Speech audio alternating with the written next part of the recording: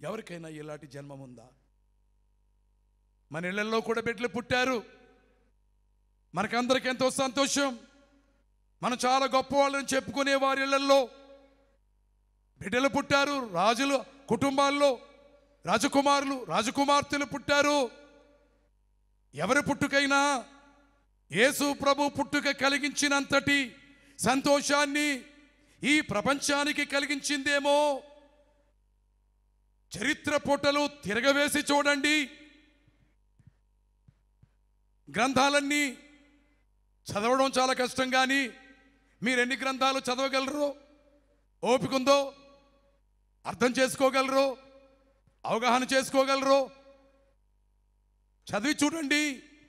మీరు చదివిన ఏ గ్రంథములోనైనా ప్రపంచమంతా సంతోషపడింది ఒక కుమారుని జన్మ ద్వారానే. ఆనవాళ్ళు ఏమైనా అగుపడ్డాయా? ఆధారాలు ఏమైనా చూపించగలరా? అందుకని పడిపోయిన వాడి దగ్గరికి వచ్చాడు, గాయములకు నూనె పూశాడు. ముందు కావలసింది గాయాలకు అక్కడ నూనె. ప్రాణమ తెప్పరిల్లాలి.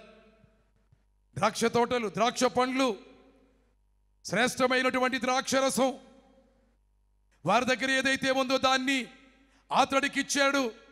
ద్రాక్షరసాన్ని ఇవ్వగానే తెప్పరిల్లాడు, శక్తి వచ్చింది, కళ్ళు తెరిచాడు, చూడగలిగాడు, కదిలాడు, ప్రాణం నిలబడింది. నూనె రాయిగానే గాయాలు అవి ఇంకా ఎక్కువ కాకుండా మానడానికి మూలమైంది ఆ నూనె. ఈవేళ యేసు ప్రభు ఏం చేశాడు?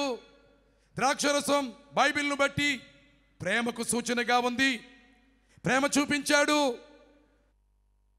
ఆయన జన్మం మొదలు మరణం వరకు అంతా ప్రేమే కదా, అంతా ప్రేమే కదా. ద్రాక్షరసం ఒక గ్లాసులో పోసుకుని త్రాగితే ముందు తాగింది చాలా తీయగా ఉంది, మధురంగా ఉంది. సగం తాగాను, మాధుర్యం కొంచెం తగ్గింది. ఇక ఆఖరిలో ఉన్నది కొంచెం, అది కూడా త్రాగాను, అంత రుచిగా లేదని ఎవరైనా అంటారా? అంటే నీ నాలుకలో రుచి తెలుసుకోలేని బలహీనత ఉందేమో. కానీ బైబిల్ అంటుంది యెహోవా ఉత్తముడని రుచి చూచి తెలుసుకోండి.